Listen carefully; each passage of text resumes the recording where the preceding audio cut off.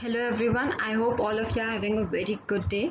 I'm Dr. Namrata Belani. I'm a physiotherapist. Today we'll discuss about sciatica. But before getting into sciatica, don't forget to subscribe my channel and like and share my channel because that will motivate me ताकि मैं रोज weekly educational content डाल पाऊँ अपने channel पे. So let's get into sciatica. Sciatica is more common than you think. It affects more than 10 million people per year in India. So what is sciatica? Sciatica refers to pain that radiates along the path of sciatic nerve from your lower back to your hips and buttocks unilaterally.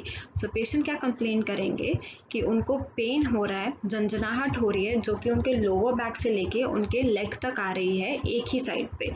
सयाटिका rarely दोनों side पे होता है. It only affects unilaterally. अब सयाटिका का root क्या होता है? Sciatic nerve 5 nerve से बनती है, लोअर लंबा and sacral, L4, L5, S1, S2 and S3. So sciatic nerve originates from lumbosacral plexus. It goes from sciatic notch, then it goes into the gluteal region where it passes beneath the piriformis muscle. जहाँ पे अगर piriformis muscle tight हो तो वो भी sciatic nerve को compress कर सकती है. That is called piriformis syndrome.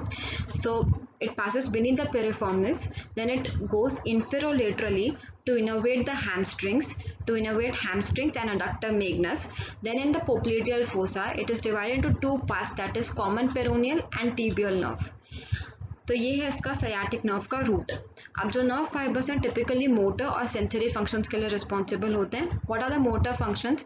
कि ये पोस्टीरियर थाई के मसल्स को सप्लाई करती है, दैट आर हैमस्ट्रिंग मसल्स को सप्लाई करती है and indirectly leg and foot के मसल्स को सप्लाई करती है. What are the sensory functions? कि ये लेटरल थाई, लेटरल लेग और dorsal and plantar aspect of the foot को सप्लाई करती है. Sciatic nerve is the longest and thickest nerve of the body. जहाँ पे सबसे ज़्यादा ये थिक होती है वहाँ पे इसका डायमीटर होता है 2 सेंटीमीटर, जो कि हमारे थंब का डायमीटर होता है. तो it is longest and thickest nerve of the body. अब देखेंगे what are the causes of सयाटिका.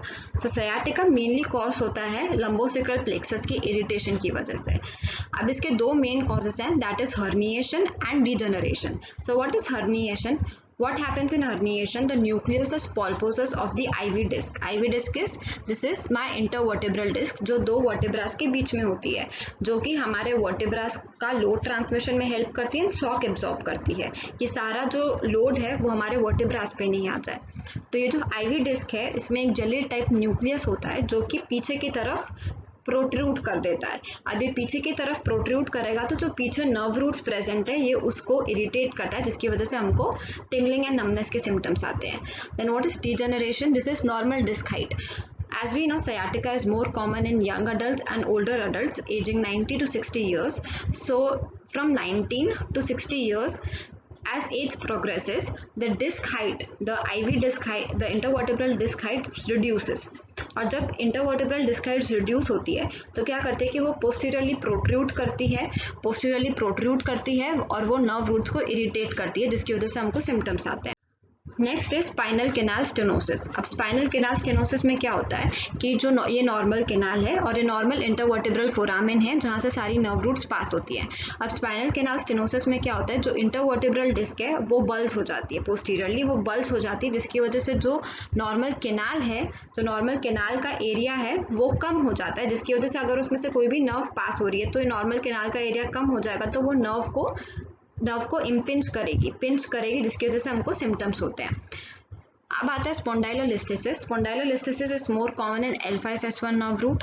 अब इसमें क्या होता है कि इसमें one vertebra slips over the another vertebra. अब ये स्लिपिंग की वजह से कॉम्पेंसेटरी चेंजेस होते हैं, जिसकी वजह से नर्व पिंचिंग होती है. So these are all the causes of the sciatica. अब इसके सिम्टम्स क्या होते हैं? Sharp burning pain along the route of sciatic nerve, nausea and vomiting. Some people have excruciating pain जो उनकी स्लीप वेक साइकिल को भी अफेक्ट करता है कि वो रात में सो नहीं पाते because of severe night pain. Fever, chills, numbness. There are two main features, numbness and tingling. tingling में पिंस एंड नीडल सेंसेशन होगी, झंझनाहट होगी. numbness मतलब क्या कि वहाँ पे सुन पड़ जाएगा. sometimes patient may feel that they are not able to control their bowel and bladder. जब अगर ऐसा हो तो seek immediate medical help. Now these are different sensory involvement according to the dermatome level. If S1 is involved, if L5 is involved, L4 and L3 is involved. Now, what are the 6 simple exercises, 6 simple stretches that you can use to relieve your sciatica symptoms? So, पहला तो child pose है. This is for all कि relaxation के लिए सब use कर सकते हैं. This is standing twist pose and this is the affected leg.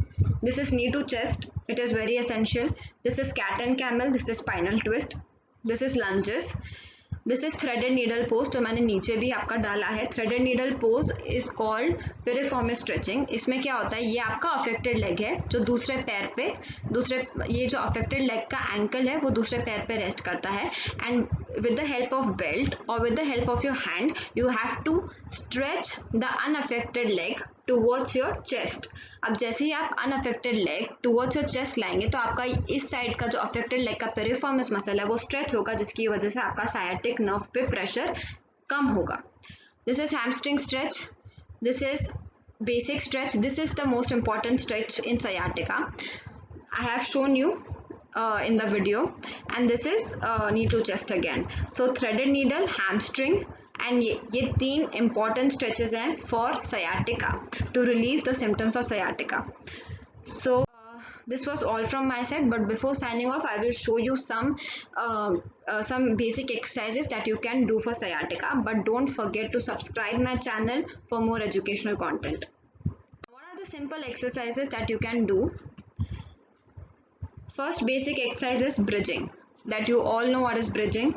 Fold your legs, keep your hands aside और अपने पेल्विस से अपनी बॉडी को उठाइए, और जब आप वापस आते हैं तो धीरे धीरे अपने लोअर बैक को पहले नीचे लाइए और फिर पेल्विस को नीचे लाइए.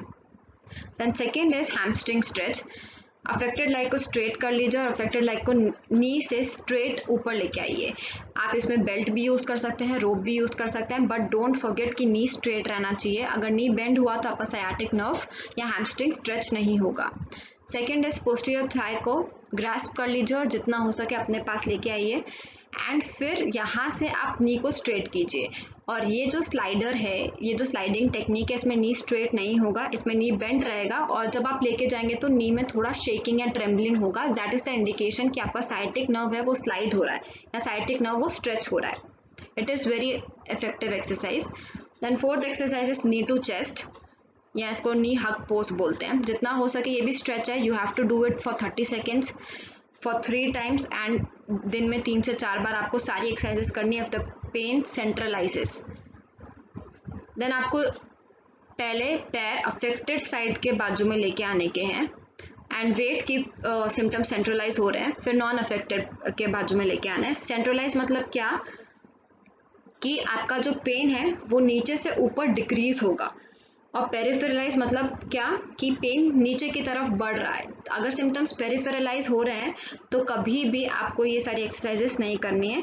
सिम्टम्स जो है वो सेंट्रलाइज होने चाहिए, ऊपर की तरफ आने चाहिए, तो आप एक्सरसाइजेस कंटिन्यू कर सकते हैं. अब है साइड बेंड्स. अफेक्टेड लेग को स्ट्रेट करना है और फिर उस साइड पे साइड बेंड करना है. आपको हैमस्ट्रिंग और सायाटिक नर्व में स्ट्रेच फील होगा, but don't side bend by tilting your pelvis. हमेशा अपने ईयर लेवल के पैरेलल रह के आपको साइड बेंड करना है. Repeated on the other leg.